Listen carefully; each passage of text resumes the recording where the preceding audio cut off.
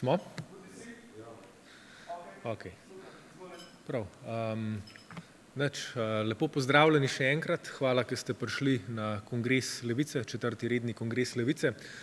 Na tem kongresu smo pokazali, kakšna stranka je Levica, s katerimi temami se ukvarjamo in v bistvu je kongres bil zložen v 3 dele, tako kot tudi nekako deluje naše strankarsko delovanje, naš program.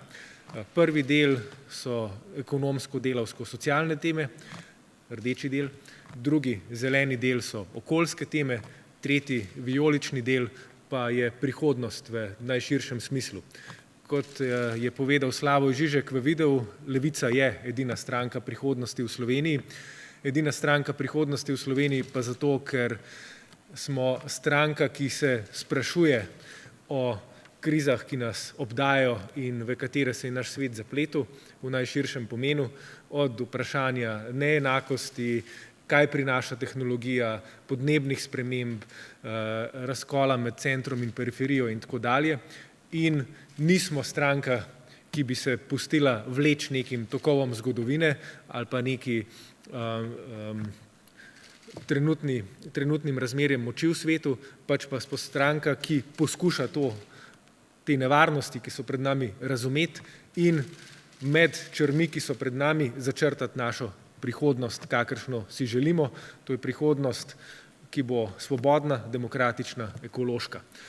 Povedali smo zelo jasno, da smo stranka, ki ima odprta vrata za vse, da so naša vrata in srca odprta za vse, ki so se pripravljeni za tako prihodnost boriti z nami, in pokazali smo, da fronto že organiziramo.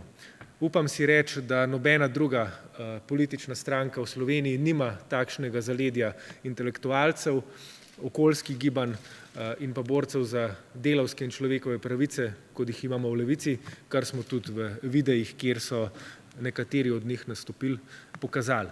In konec koncev pokazali smo, da smo pripravljeni na prevzem odgovornosti. Na odru je bila med drugim tudi programska konferenca.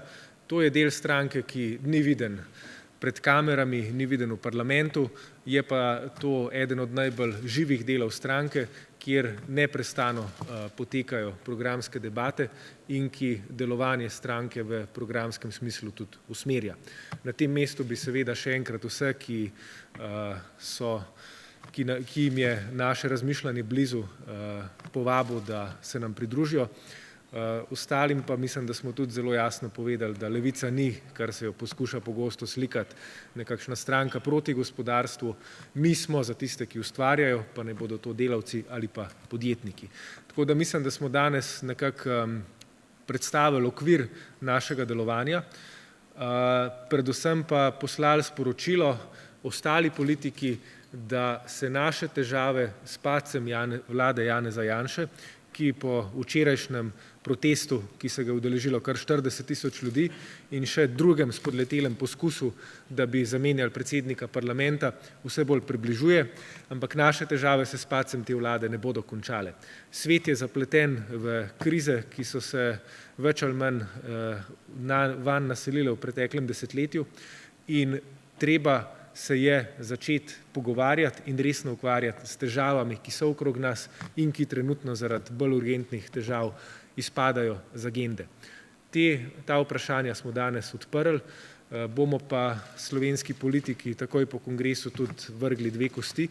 Prva je podnebni zakon oziroma zakon o podnebni tranziciji, o razogljičenju do leta 2050, kar si, kot sem povedal v govoru, sam predstavljam kot temeljno nalogo naše politične generacije. Tega smo pripravili in ga nameravamo začeti nemudoma usklajevati z drugimi strankami in relevantnimi deležniki, da bi nek dogovor o tem sprejeli že do parlamentarnih volitev. Druga tema, ki jo načenjamo, pa je zadružništvo in ekonomska demokracija. V poslanski skupini smo pripravili zakon, ki bo omogočal zaposlenim v malih in srednjih podjetjih, kjer gredo lastniki v pokoj, in baje je blizu tretjine lastnikov slovenskih podjetij, trenutno starejših od 50 let, se pravi, bodo v 10-15 letih se upokojili in v tistih primerih, ki nimajo naslednika, sina, hčere ali kogarkoli, ki bi mu lahko podjetje prepustili, bomo mi zakonsko omogočili, da se ustanovi zadruga zaposlenih in lastniku dali davčno spodbudo, da tem zaposlenim in nekomu drugemu proda to podjetje. Na ta način bomo gradili kvalitetno domače lastništvo, lastništvo tistih, ki jim je v resnici perspektiva ali pa prosperiteta podjetja najbolj v interesu, to so tisti ljudje, ki v podjetju delajo in konec koncev taka podjetja so tudi najbolj odgovorna do okolja, ker ljudje, ki delajo, tudi ponavadi v teh okoljih živijo, za razliko od tujega kapitala, ki tja pride predvsem iztiskati dobičke. Takih praks je po svetu polno, v italijanski Emiliji Romani je kar polovica gospodarstva organiziranega zadružno, pri nas pa je bilo to gibanje v zadnjih 30 letih izkoreninjeno, čeprav ima stoletno zgodovino od Janeza Evangelista Kreka na desni pa do jugoslovanskega samoupravljanja na levi. Tako da čas je, kot je rekel Kosovel, za nove orientacije in mi smo danes odprli prvi list, s katerim smo pokazali, kakšne so naše prihodne orientacije in kam želimo kot gibanje našo družbo in našo državo usmerjati in peljati. Okay, hvala.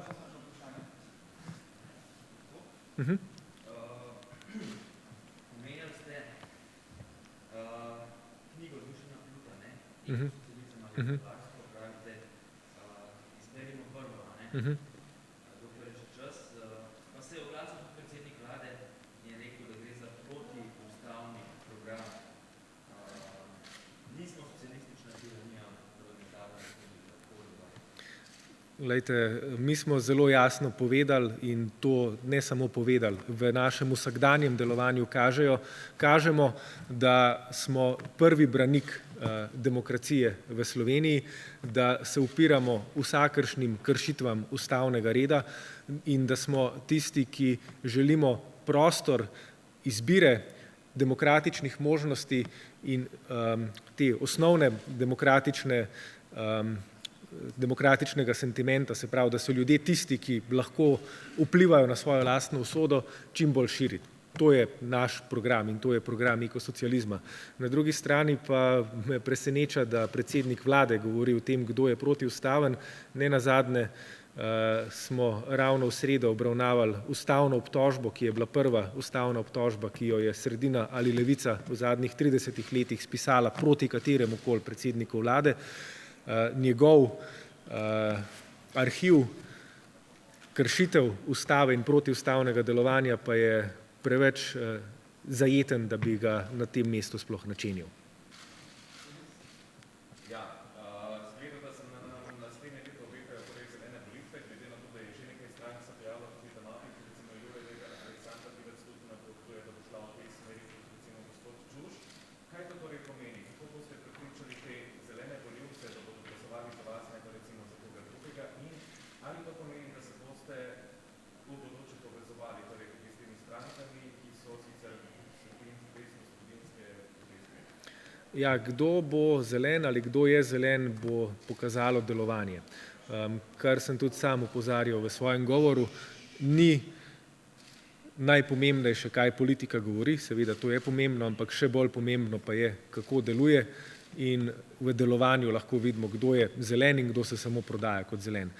Mi smo pokazali že na kongresu, da na 4 konkretnih okoljskih problemih v Sloveniji delamo, Anhovo, Jesenice, Celje in Vrhnika. Hkrati pa smo napovedali, da bomo usklajevali podnebni zakon in ta podnebni zakon bomo, kot rečeno, predstavili političnim strankam. Znotraj diskusije o tem podnebnem zakonu in pripravljenostjo strank, da izpeljemo podnebno tranzicijo, pa se bo pokazalo, koliko je katera stranka v resnici zelena. Okay.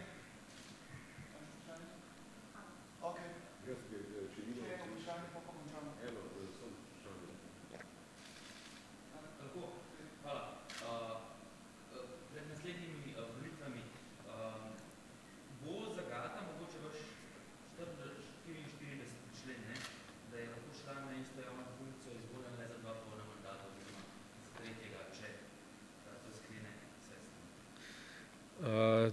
za naslednji mandat še ne. Naša stranka je bila ustanovljena pred prejšnjimi parlamentarnimi volitvami, se pravi, vsi poslanci trenutno koristimo svoj prvi mandat znotraj stranke Levica. Jaz pa stojim za to omejitvijo, ker mislim, da je zdravo, da se vodstvo stranke vsakih 8 ali 12 let menja, raje 8 kot 12, ker na ta način lahko preprečujemo to, kar zdaj gledamo v slovenski politiki, se pravi pojav oligarhij, ki lahko po več desetletij obvladujejo neko politično stranko, in mislim, da je trenutni predsednik vlade, če se še jaz malo spotaknem oben, dober primer te slabe prakse, ki se ji poskušamo s tako omejitvijo izogniti.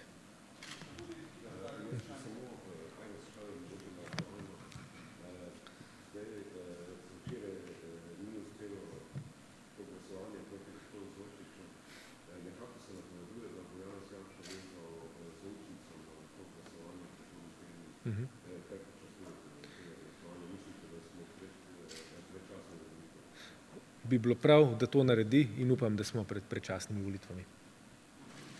Okay, hvala. Lahko gledate kar v mene, da bo... Ok, Denis, da istočnico? Ja. 40.000 ljudi včeraj v Ljubljani, kakšno sporočilo to daje slovenski politiki? Ja, jaz težko govorim v imenu 40.000 ljudi, ampak to je bil vsekakor znak obstoječi vladi, da se ljudje do brezkončnosti ne bodo pustili tlačiti, zmerjati, odzemati neke osnovne pravice in da je v Slovencih toliko upornega duha, da na neki točki rečejo dovolj takšnim ukrepom, takšnim vladam in takšnim politikam, ki nas sramotijo v svetu in zatirajo nas znotraj. Mogoče z današnji kongres imeli smo predstava res na nivoju, kako bi mogoče s kakšnimi besedami pospremili tole današnje dogajanje tudi z mislimi v prihodnost. Ja, današnji kongres kaže na to, da je dejansko Levica stranka, ki je usmerjena v prihodnost.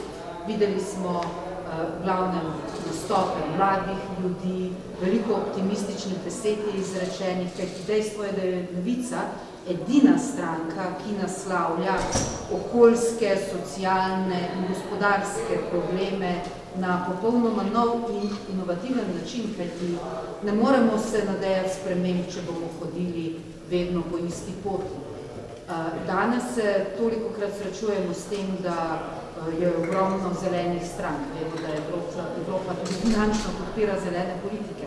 To, kar vidimo do zdaj, niso spremembe, ki bi morali biti, ampak so še vedno nadaljevanje stare. In naj opozorim tudi na to, da delamo vse več za vse manj denarja, zraven pa nam kapital prodaja osnovne dobrine, kot so hrana, voda, zrak, in voda se je na Wall Streetu pridružila trgovalnim dobrinam, se pravi nafti, zlatu, pri čemer bi nam dejansko morali zvoniti vsi alarmi. In zato je ta referendum, ki smo ga imeli za vodo, v katerem smo sodelovali, tako zelo pomemben, da se je civilna družba dvignila in rekla, vode ne damo. Ne glede na to, da smo ena redkih držav, ki mirno lahko odpreš pipo in piješ vodo iz tekoče pipe, drugod to ponavadi ne moremo doživeti, se nam včasih potem zdi, da smo varni, da smo na varni strani, pa nismo. Kot smo videli, vsako pravico, za katero se nismo ostro postavili, so nam zelo hitro vzeli.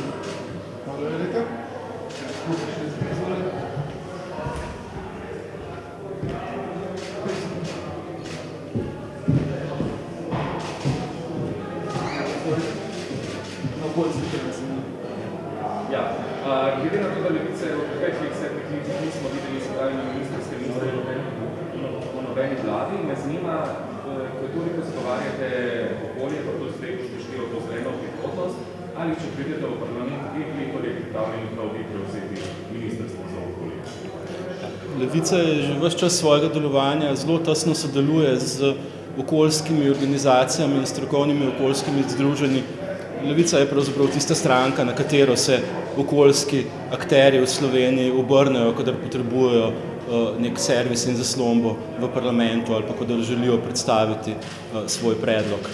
Zdaj, v naslednji fazi naše politične odrasti, da tako rečem, je Levica pač odločena, da gre v vlado, če bo to mogoče, da sprejme odgovornost in že v fazi tistih pogovorov s koalicijo KUL je bilo ravno okoljsko področje tisto, za katerega smo mi izrazili interes in pripravljenost, da bi ga pravzaprav, če bi bila za to priložnost in soglasje, vodili. Svoj program gradite na nekem temelju, v nek nov zakon okoljski, da lahko čim bolj preprosto pišete. Ja, Levici smo nekako prepoznali, da je dosedanja slovenska podnebna politika na eni strani preveč fragmentirana, na drugi strani pa nezadostna glede na resnost in velikost podnebne krize, s katero se soočamo.